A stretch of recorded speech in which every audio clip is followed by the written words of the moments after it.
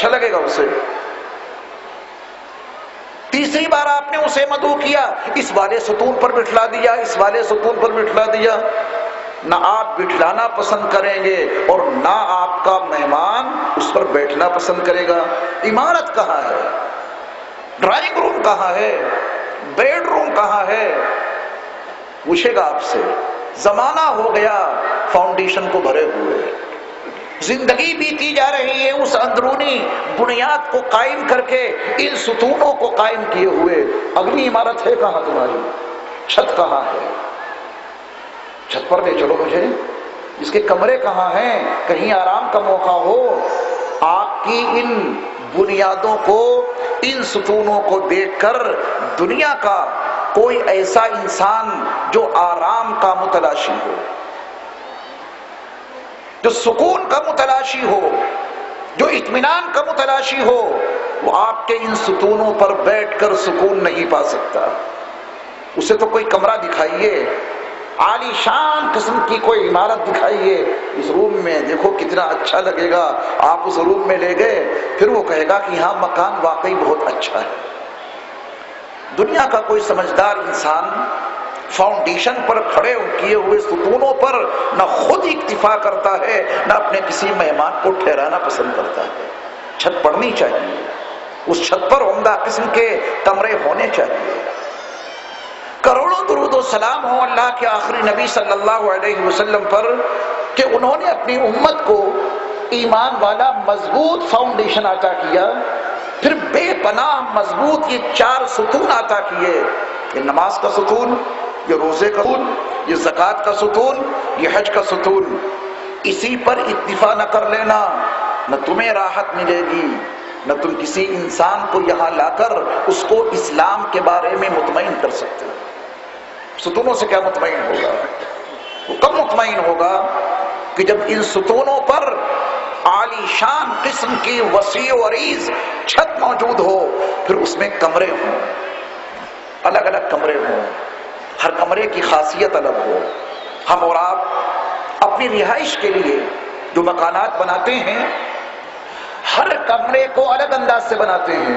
یہ کمرہ ایسا ہونا چاہیے، یہ کمرہ ایسا ہونا چاہیے، یہ کمرہ ایسا ہونا چاہیے۔ پھر جب کوئی شخص آپ کے بنائے ہوئے اس مکان میں آتا ہے، اسے راحتیں نصیب ہوتی ہیں، اس کی طبیعت چاہتی ہے کہ یہاں ٹھہروں، اس کا دل چاہتا ہے کہ یہاں قیام کروں۔ وہ لوگ کہ جن کو ابھی اسلام کی معرفت حاصل نہیں، وہ اسلام کے بارے میں کوئی حقیقت ابھی تک جان نہیں سکے، ایسے لوگوں کو ستونوں پر بٹھلا بٹھلا کر اگر ہم چاہیں کہ وہ اسلام کی حقانیت کو تسلیم کر لیں، یہ ناممکنات میں سے۔ سرور کائنات صلی اللہ علیہ وسلم نے ایمان والے مضبوط فاؤنڈیشن پر یہ چار ستون قائم کیے، اس کے اوپر چھت ڈالی، اور پھر دیکھیں آپ اس میں کیسے کیسے کمرے عطا کیے ہیں اللہ کے نبی صلی اللہ علیہ وسلم نے۔ چھت پڑ گئی، اس چھت پر اسلام نے ایک نہایت آرام دہ، حسین اور جمیل کمرہ عطا کیا ہے۔ اس کمرے کا نام ہے آداب۔ اللہ ہمیں بھی اس کمرے کے ڈالنے کی توفیق عطا فرمائے، اس میں رہنے کی بھی توفیق عطا فرمائے، اور لوگوں کو اس میں لے جانے کی بھی توفیق عطا فرمائے۔ ایمان والے بھائیوں، ماں اور بہنوں، جس دن اسلام کی ان بنیادوں پر اور اسلام کے ان ستونوں پر آپ نے چھت ڈال کر آداب والا کمرہ تعمیر کر دیا، کسی کو بھی آپ اس میں لائیے، اس کو راحت ملے گی، اسے سکون ملے گا، اس کا ضمیر اسے آواز دے گا کہ ہاں یہ ٹھہرنے کی جگہ ہے، یہاں آرام کرنے کی جگہ ہے، یہاں رہنا چاہیے، اس سے باہر نہیں جانا چاہیے۔ کروڑوں درود و سلام ہو اللہ کے آخری نبی صلی اللہ علیہ وسلم پر کہ آپ نے جو آداب والا کمرہ عطا کیا، اس میں کتنے آداب ہیں، وقت کی بے پناہ قلت ہے، 12 بج چکے ہیں۔ مجلس کے آداب، یا ایھا الذین آمنوا اذا قیل لکم تفسحوا فی المجالس فافسحوا یفسح اللہ لکم، یہ ہے اسلام۔ کہیں بیٹھنا ہے جانوروں کی طرح نہیں کہ کسی محفل میں شریک ہونا ہے تو بددعوں کی طرح نہیں، اسلام کے ان مضبوط ستونوں پر جو چھت قائم کی ہے، اس چھت کے اوپر جو حسین کمرہ میرے مصطفیٰ صلی اللہ علیہ وسلم نے آداب کے عنوان سے دیا ہے، ان آداب کی رعایت رکھو گے تو لوگ اسلام میں داخل ہوں گے۔ انہیں پتہ چلے گا کہ مسلمانوں کے بیٹھنے کے، ان کی مجلس کے، ان کی محفل کے یہ آداب ہیں۔ کتاب اللباس، لباس کے آداب کیا ہیں؟ مردوں کے لیے الگ آداب، عورتوں کے لیے الگ آداب۔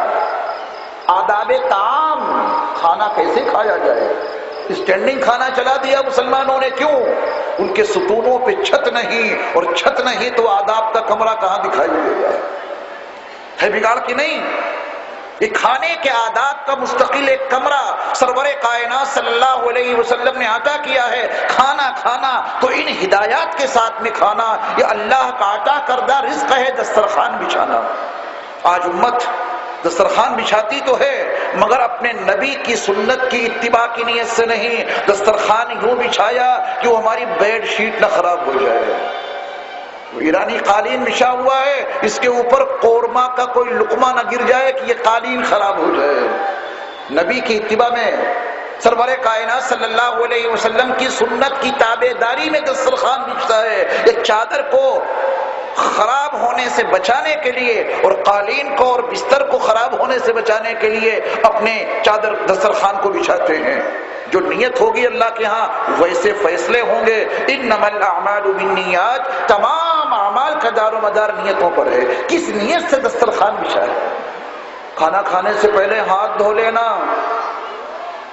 آج انسانوں کے پاس انفارمیشن ٹیکنالوجی کے حوالے سے جو خوردبین آئی تو اس نے خوردبین سے یہ دیکھا کہ انسان جب کہیں باہر جاتا ہے، دوسرے انسانوں سے ملاقات اور مصافحہ کرتا ہے، یہاں ہاتھ لگایا وہاں ہاتھ لگایا تو انسان کے تن بدن پر کروڑوں جراثیم دوسری جگہ کے چلتے پھرتے رہتے ہیں۔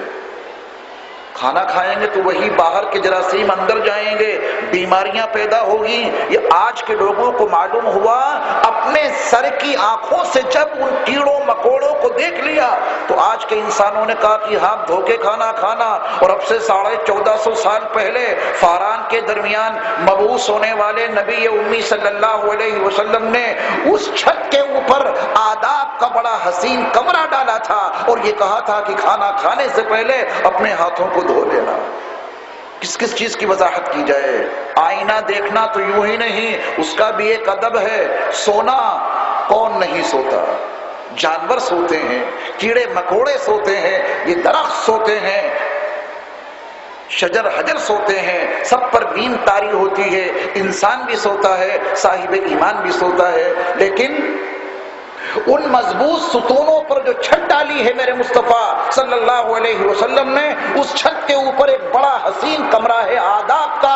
اس میں آپ صلی اللہ علیہ وسلم نے سونے کے آداب بتا دیے۔ سونا ان آداب کی رعایت رکھ کے اور اٹھنا تو ان آداب کی رعایت رکھے، ایک مستقل موضوع ہے۔ یہ بات سمجھ میں آ گئی قاعدے سے؟